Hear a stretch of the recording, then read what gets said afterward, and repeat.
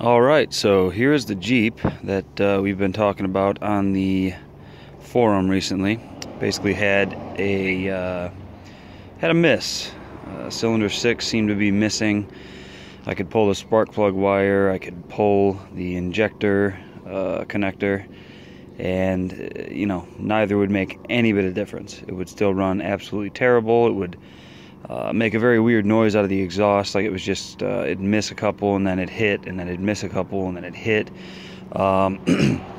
Basically, you should probably listen to the other video that I had uploaded in my original post, or I'll throw a link up right now so that you could hear what it was doing. I mean, it was very strange. I went through all the sensors, everything. I mean, I went through Cruiser 54's checklist of checking grounds, all the sensors, doing all the tests for all the sensors, spark plugs, wires, rotor, all that stuff. It's still, not one bit of difference was made. So I was basically to the point that I was saying, okay, I lifted open the valve cover and I saw that the rocker in the very back, so it was the exhaust valve on the cylinder number 6, wasn't moving as much as the others. You can see that in a video as well. I will put a link up right now. So you could see in that video, when I kind of go to the back of the rocker where the push rod comes up, you can see it simply isn't going down as far as the others. So what I thought was, okay, at this point it's either going to be a weak spring or a lifter that's, I guess, stuck. I mean, it wasn't going down all the way, so it wasn't completely collapsed, in my opinion. Although I really have no idea. I'm not a mechanic. But that was the idea. So, did some more testing. Found that the spring had, pretty good compression. It seemed like it was pretty darn strong compared to the others. So, basically what I decided was I'm going to put it all back together, and I'm going to have to do a head job, and while I'm at it, I'll go ahead and replace the lifters and possibly the cam and all that. I mean, it's a big project, so I just wanted to kind of get it back together and operable.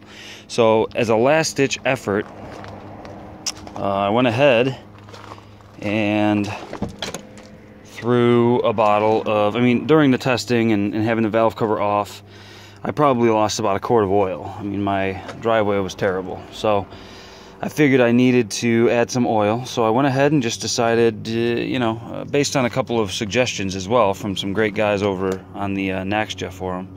I think that's how you say it, NAXJ, I don't know, nxaja.com or .org. They had said, use mystery motor oil. And I had used it in the past, and it didn't make much of a difference.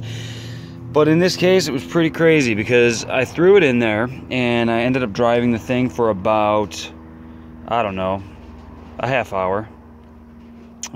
Slowly but surely, I noticed that the idle, when I'd stop, it'd miss less and less often. So I thought that was very strange. Ended up driving it for about an hour that night. Made sure that I got up on some big hills and really pushed the engine hard to get everything flowing nice and hot, And it still was the same. I mean, it would miss little by little. It would basically miss less often, and run a little bit better. I mean, it wasn't fixed, still had a miss, but it seemed to be almost half missing, I guess you could say, rather than like a full miss constantly. So I decided to let it sit, and I told myself, hey, I'm gonna sit here and I'm gonna start this thing up every day. I mean, it's a great little Jeep. Seats are phenomenal. I don't know if they've been redone, but it's a great Jeep. Nice rack on top, some good tires. I mean, this thing's built, so not completely built, don't get me wrong, but it's built to where it'd be a great Jeep. So I wanted to give it a shot. So I started it every day, and sure enough, the next day that I started it, the misfire seemed to have gone away. It was very strange. Seemed to have gone away. Didn't get too excited. I drove it around, a while, and the thing drove great. But I didn't get too excited because I had been burned in the past. Kind of counting your chickens before they hatch. So I decided I was gonna, give it a couple more days, and before I started to really think that I fixed the thing. Sure enough, I'm gonna go ahead and put this up. Sure enough, I started it the next day after work, and the miss was back, but it was a half miss. It wasn't as bad as before. Wasn't shaking the entire truck, but it just didn't seem right. I couldn't really figure it out, but it just seemed like there was definitely a half miss or something like that, you know. So, you know, a little bit depressed. I was like, damn, you know, it didn't work. I thought it was done, da da da.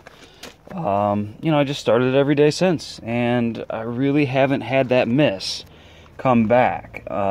We'll see, but it's been a few days of solid starting, and I'll go ahead and start it. A few days of solid starting, and no miss. So here it is. I'll start it up. You saw the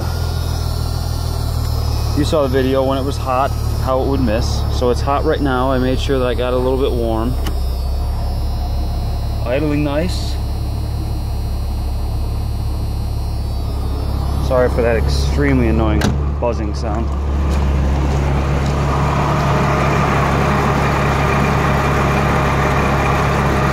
I have a bad motor mount, so there is a slight movement. But if you look at the other video, I mean, it's night and day.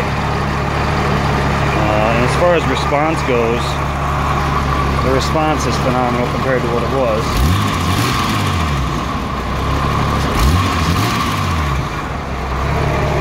And then if you go around to the exhaust, now I have a muffler on, but if you go around to the exhaust, you can hear how it sounds. I mean,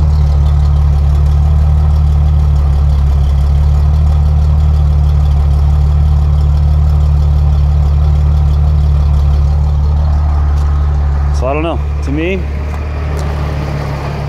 I gotta think that the mystery motor oil made a difference. I guess this is kind of my way of doing a testimonial. Not sure if the lifter was maybe stuck, sticking, something like that, but whatever it did, it seemed to work its way out a little bit. I mean, still a couple things here and there.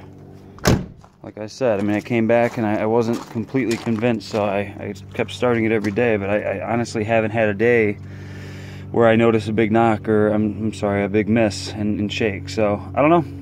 I am a believer, I guess, of mystery motor oil. I didn't really ever believe in snake oils or things like that, you know, the things they say, oh, fix this with just dropping this in your fuel tank, or put this in your oil and fix it. But I mean, video's the proof. I mean, I didn't do anything to the springs, the rockers, anything that would change anything. So I don't know. Let me know what you think.